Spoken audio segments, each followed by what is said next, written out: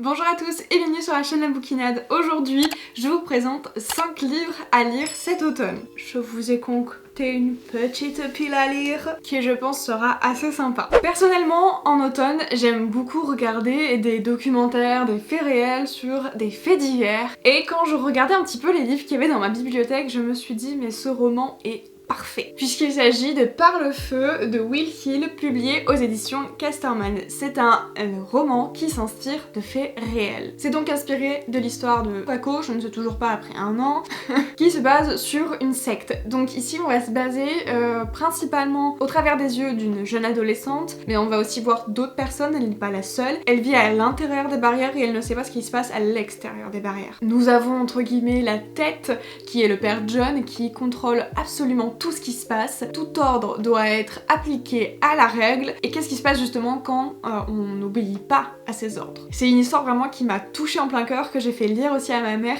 et qui a été hyper marquante pour toutes les deux. C'était, et puis en plus, en sachant que c'est inspiré de faits réels, c'est encore plus, je sais pas comment vous dire, mais ça prend encore une autre dimension. Et en même temps, je trouve que c'est hyper agréable de lire ce livre, paradoxalement. Vous savez, avec un petit son de pluie là, ou un jour de pluie, ça peut être hyper bien, ou un moment où il y a de l'orage, vraiment, c'est parfait. Et ce livre fait à la fois terriblement peur de voir jusqu'à quel point on peut aller en tant qu'être humain, et jusqu'à quel point on peut être cruel et sauvage envers les nôtres en fait. Et puis voir aussi toute la folie, la dimension psychologique de certaines personnes, c'était encore une fois assez terrifiant, mais j'ai adoré lire ce livre que je trouve a été très bien écrit, et je trouve aussi assez bien traduit, et je vous le conseille vraiment. Et je trouve que d'un point de vue d'ambiance, c'est absolument ce qu'il faut pour l'automne, et j'espère que vous serez plus d'un à craquer sur ce livre. Nous continuons cette fois-ci avec un livre d'une autrice. Il s'agit de Plein Gris de Marion Brunet, qui a été publié aux éditions Pocket Jeunesse. J'ai découvert Marion Brunet à travers ce livre, et la plume est juste exceptionnelle, ça se lit tellement bien, c'est hyper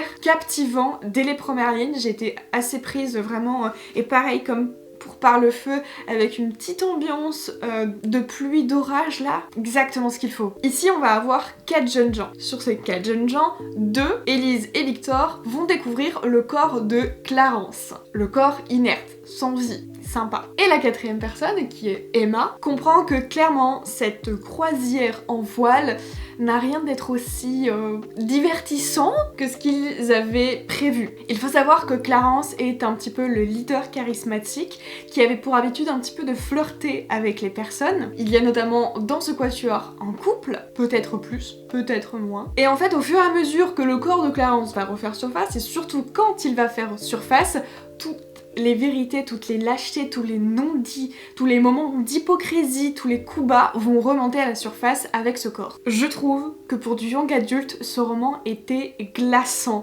Vraiment, de voir à quel point il y avait des personnes qui étaient comme plein d'émotions débordantes et en même temps qui pouvaient se refermer comme une huître et être complètement insensibles à ce qui se passait en face, c'était pas très bien. Et ce roman est assez court, et je trouve que même s'il est court, il y a juste le nombre de pages qu'il faut pour que vous ayez peur, pour que vous puissiez vous attacher au personnage, pour que vous puissiez enquêter aussi, et vraiment en tant que roman un peu thriller, je trouve qu'il est pas mal. Si vous êtes comme moi et que vous n'êtes pas frileux non plus des romans d'horreur, là c'est bon, on est juste avec la bonne dose. Maintenant, on va un petit peu changer du côté thriller et on va passer sur un livre qui parle de la mythologie. Il s'agit de Souffle de Midas de Alison Germain, publié aux éditions Le Chat Noir. Ça fait très longtemps que je n'avais pas parlé de ce livre, mais là je me suis dit que c'est vrai que pour l'ambiance d'automne, il est vraiment pas mal. Alors je sais que j'ai lu ce livre il y a déjà plusieurs années, ce premier tome, et j'avais énormément adoré. Alors là on n'est pas tellement sur du young adulte, hein, on est plus sur un roman adulte quand même. Ici nous avons Louise qui va vivre un jour pas très commun dans sa vie, puisqu'une inconnue va rendre son dernier souffle dans ses bras. Et à ce moment-là en fait elle va surtout savoir que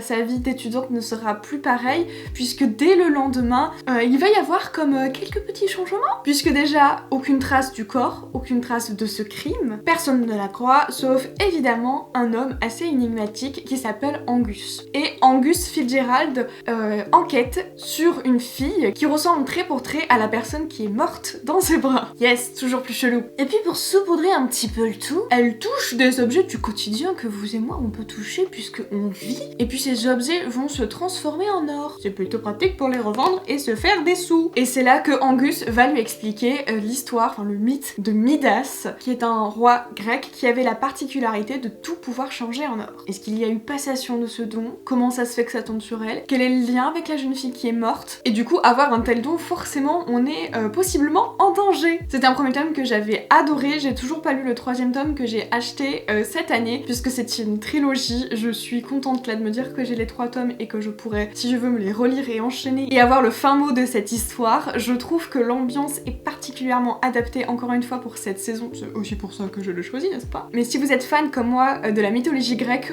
je pense que ça va vous plaire vraiment parce que l'autrice a vraiment, je trouve, pris soin de bien faire ses recherches et ça se ressent vraiment dans la narration et dans l'avancée de l'intrigue. Voilà, j'espère vraiment qu'il va vous convaincre et toujours aussi fan de cette couverture qui est vraiment divine. Avant-dernier livre, il s'agit de Pumpkinheads de Rainbow Rowell. C'est publié aux éditions Macmillan. Donc, je ne sais pas si vous avez vu ma vidéo de l'année dernière, mais c'est un roman en anglais, un roman graphique. Je vous le présente, même si je sais qu'il y en a beaucoup qui lisent pas en anglais, moi-même je lis très peu en anglais, mais c'est un livre qui est plutôt facile à lire puisqu'il y a quand même vachement moins de texte qu'un roman, hein, vraiment, c'est quand même plus léger. Et si vous avez envie de vous mettre à la lecture en anglais, je pense que ça peut être une bonne idée. Et donc ici nous sommes sur le thème de l'automne puisque nous avons un champ de citrouille. Mais je vais vous résumer l'histoire pour que vous compreniez mieux. Déjà, et Joshua sont 2 amis du lycée et à chaque saison d'automne, ils vont travailler dans un champ. Et donc dans un champ de citrouille, on l'a compris. Cette saison d'Halloween est un petit peu plus différente que ce qu'ils ont pu vivre jusqu'à présent. En fait, c'est leur dernière saison là-bas et c'est aussi au moment où ils arrivent à âge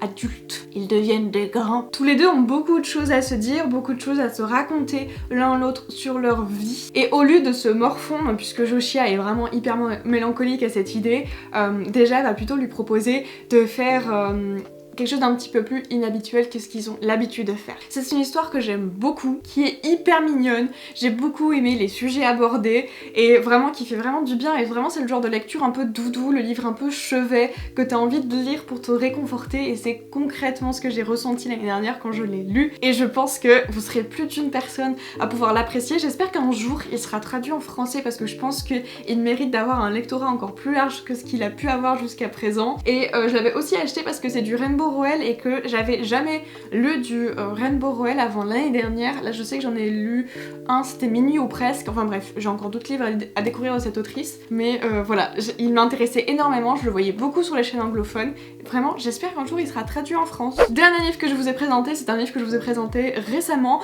mais je me disais que j'allais continuer à vous en rajouter une couche. C'est un livre qui en fait est le premier tome d'une nouvelle trilogie. J'avais été contactée par la maison d'édition pour faire une collaboration rémunérée il y a quelques temps, mais cette vidéo n'est pas une collab rémunérée, hein. C'est vraiment moi qui ai envie de faire du harcèlement. Ce n'est pas drôle, pardon. Mais vraiment ce livre ça a été un coup de cœur et je trouve que encore une fois pour cette saison il colle assez bien, donc pour moi ça a tombé sous son sens que je vous le présente, mais c'est bon, on a fini de se justifier là. Il s'agit de Seul en monstre de Vanessa Len, publié aux éditions Lumen. Nous avons ici l'histoire de Joan Chung-Ant.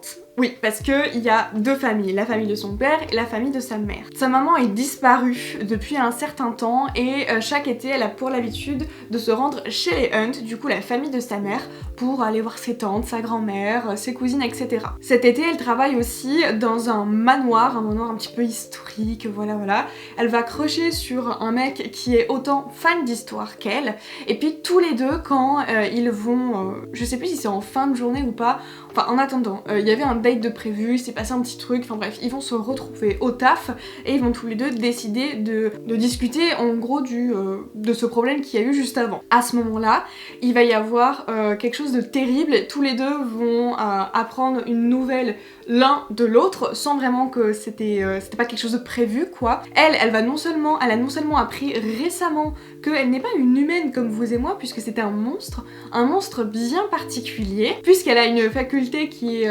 unique à sa famille. Ça concerne les voyages dans le temps, voilà, je vous lâche ça, j'avais pas envie de le dire avant pour laisser le suspense, mais allez, je vous en dis un petit peu plus. Et quant à ce garçon qui s'appelle Nick, lui c'est tout simplement un chasseur de monstres.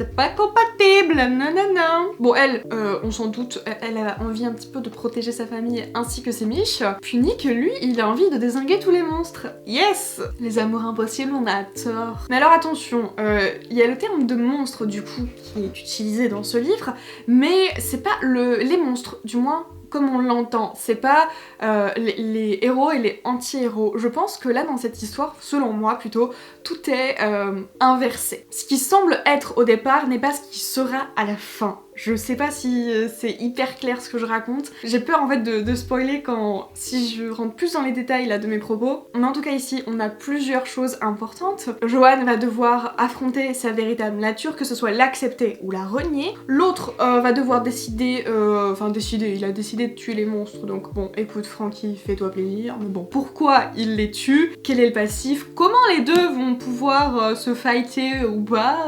Ça semble un petit peu compliqué leur histoire. Pire résumé. Mais je crois que je l'avais mieux fait dans le point lecture. En tout cas, ce premier tome de cette nouvelle trilogie est hyper bien. Si vous avez aimé encore une fois Miss Peregrine, je le rapproche vraiment de ce livre parce que je trouve que l'atmosphère est assez similaire à l'ambiance qui est décrite et je trouve que d'un point de vue action et suspense, il n'y a pas un chapitre où t'as pas envie de dévorer la suite puisqu'à chaque fois il y a une action ou un bouleversement qui fait que tu enchaînes les chapitres et les pages. Les chapitres sont aussi pas trop longs et ça j'aime bien parce que les chapitres longs je commence à en avoir un petit peu marre. Voilà, entre complot, non-dit, secret, amour interdit, Roméo et Juliette. C'est un livre vraiment qui est hyper bien parce qu'il y a un petit peu, selon moi, tout ce que j'aime dans les romans young adultes et je pense encore une fois que pour cette saison, il peut être pas mal. Voilà, en tout cas, c'est tout pour ces recommandations de l'automne. J'espère que ça vous a plu. N'hésitez pas à me dire si vous connaissez l'un de ces livres, si vous avez déjà lu, ce que vous en pensez et ce que vous conseillerez, vous, à lire cet automne. Je suis preneuse puisque j'adore dépenser mon argent dans les livres et être pauvre à la fin du mois. Sur ce, je vous souhaite de bonnes lectures et nous on se retrouve dans une prochaine vidéo. Bye!